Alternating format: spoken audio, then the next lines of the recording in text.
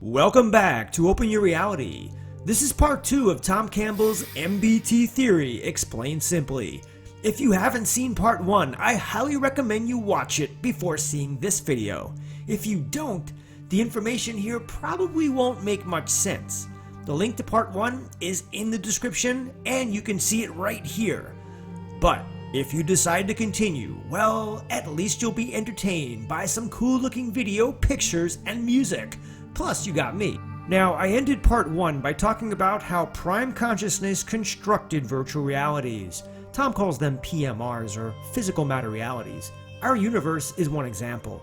So let's pick up from there, and guys, if you find this video helpful, or if you enjoy it, please give it a like and consider subscribing to my channel. Thank you. Here we go. So here's how it worked. Prime consciousness actually implanted some of its consciousness into these primitive beings. And by doing this, it could animate them, bring them to life, and experience life through their eyes. But once life got to a place advanced enough, and we're probably talking something akin to a basic humanoid, like a Neanderthal man here on Earth, because there were other worlds within our PMR, or maybe something even more primitive than that. All of the IUOC were openly invited to play these characters and become like avatars. It was understood from their perspective, before ever deciding to play a character, that playing one was temporary. It could in no way destroy or infringe on their consciousness and would actually help them and the entire LCS to evolve the quality of its consciousness. So win-win for everyone, right? On top of that, it was something novel and potentially fun, because I mean, if you're just sitting in heaven on your cloud all day, you know, it can be a little bit boring. So you may want to just try going into a new body, right? I mean, what else is there to do? So the idea was pushed on the IUOC by the prime consciousness. Now, the IUOC had free will and could choose not to enter this world, this universe, this PMR consisting of these primitive beings. How dare you? You want me to come down from here and go in there and play this primitive humanoid? How dare you? But it was being kind of coaxed by the LCS. You know, we all were given a little bit of a push, a little bit of incentive. We all have an inherent desire to evolve and level up. For some, that feeling is right out in the open every day. You know those people.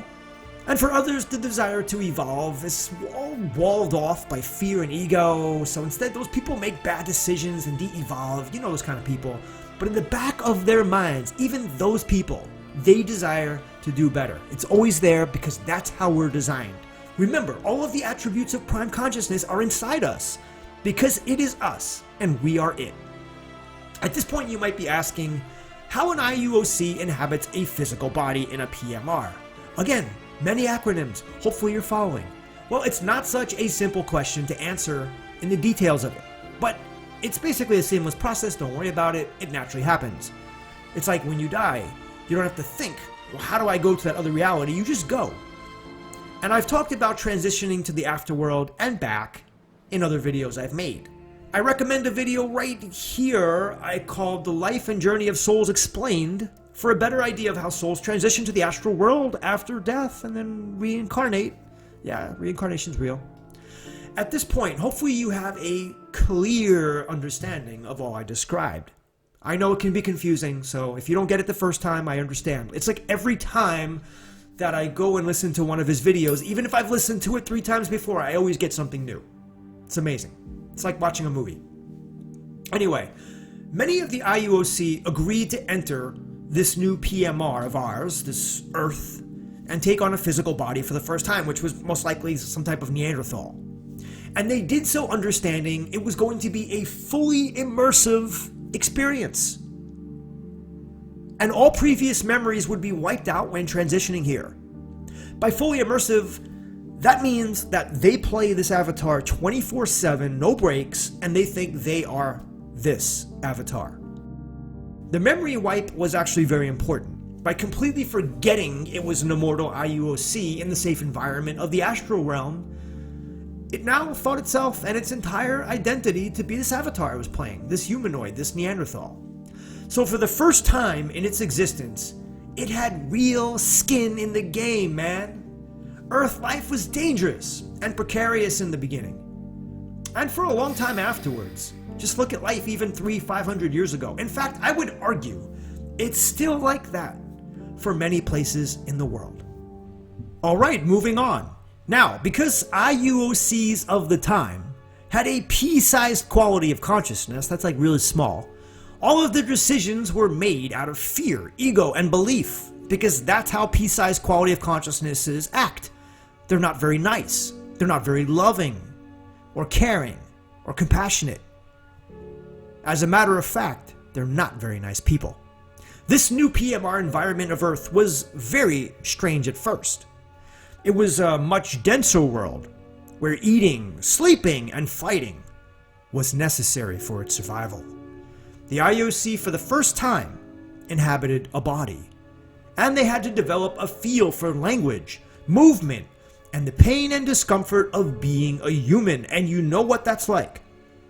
During this time, these IUOC began to believe that they were their bodies, as I said earlier. This forced them to make choices that had true consequences. And really, the same can be said for today. I mean, except for a relatively small percentage of the Earth's population, most people totally believe they are their bodies, and this world is real. But if you're a follower of my channel, you know that's not true, as I'm explaining in this video. So when the first humans died in our reality, their IUOC woke back up in the comfortable confines of the original physical matter reality they came from. Perhaps we can call it the original PMR. It was then the IUOC realized life in our world was just an elaborate illusion, a hoax, a very well-constructed virtual reality. Well done, my friends, well done. Well, I just want to add that all PMRs are virtual. I think this is what confuses a lot of people here. I'm talking all physical matter realities, all universes, no matter how beautiful, advanced, or evolved they are all just illusions of space and time. Just digital information of bits in a very large and powerful database. Remember, only consciousness is fundamental. I don't know, is that my Yoda voice? The astral world is no more real or fake than our own world. I don't know. This is a surprise. This is actually a surprise to many people, but these are the basic tenets of MBT theory. And as I'm telling you all this, so many thoughts are running through my mind. One is that I always feel like I do a less than stellar job explaining these concepts, mostly MBT. And I personally understand the concepts in MBT because I've been exploring them for years, but articulating them in a 20-minute video is definitely a huge challenge.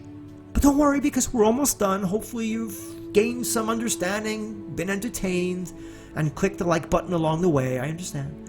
So as these IUOC lived more and more lives, they began to slowly level up and increase the quality of their consciousness. It's the same thing as like a video game. Like the first time you play a video game, you may not get very far and your character dies. And then you take on a new character, you start from the beginning and then you get further. And the same thing repeats over and over. And it's the same thing with life, with us. They realized to a large degree, after some time, that love is the answer. And fear and hate all lead to de-evolving.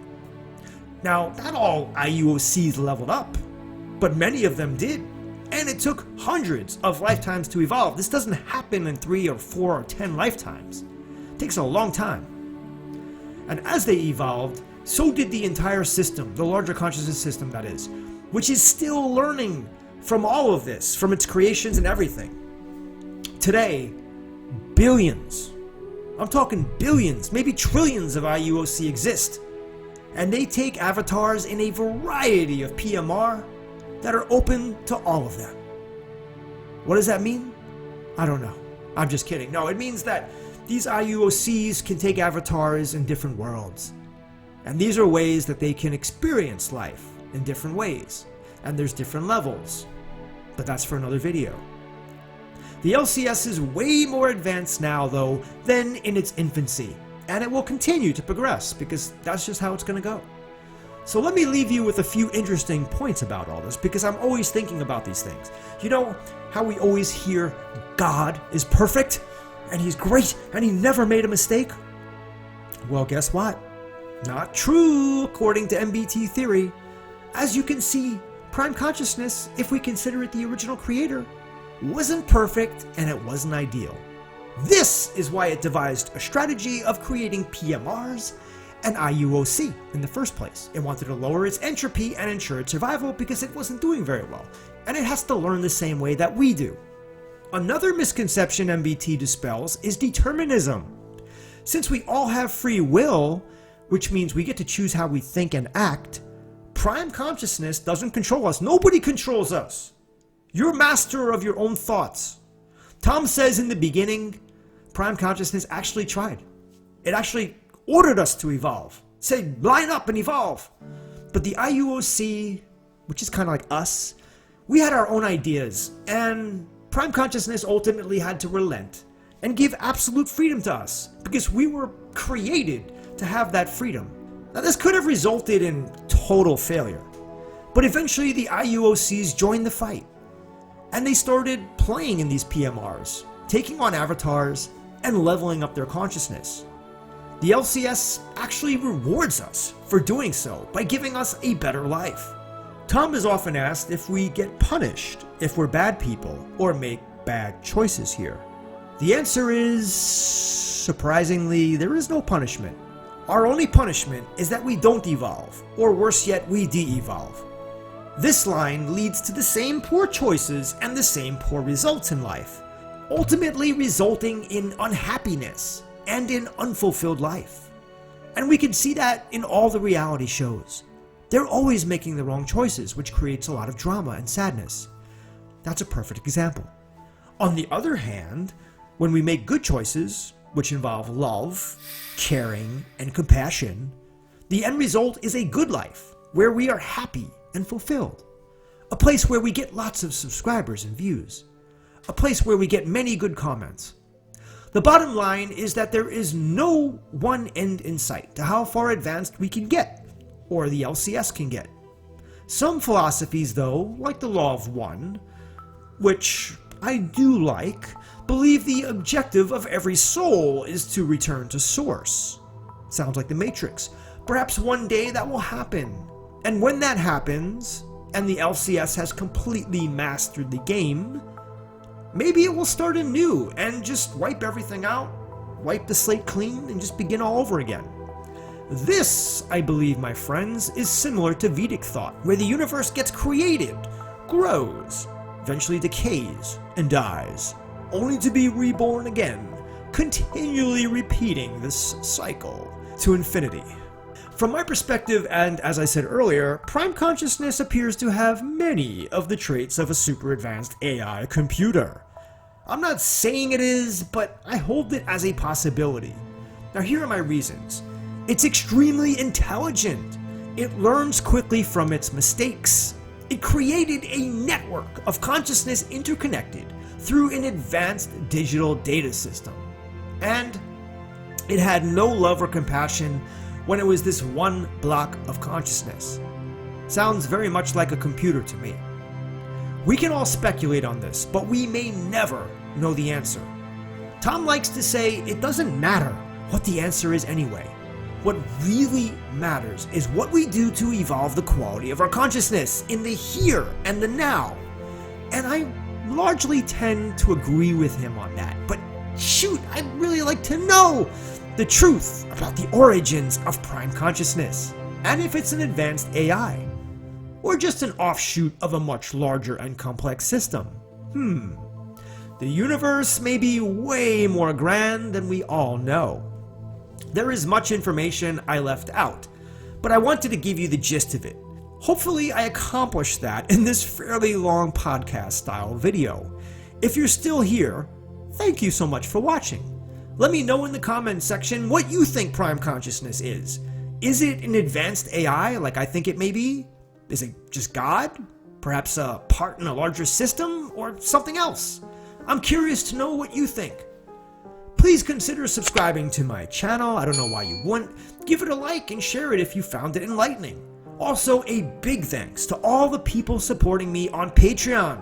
If you wish to help the LCS spread the message of love and light, you can donate as little as $1 per month to my channel at patreon.com/openyourreality. I appreciate all of your support, and as always, I'll see you all in the next video, coming out soon, and I mean it.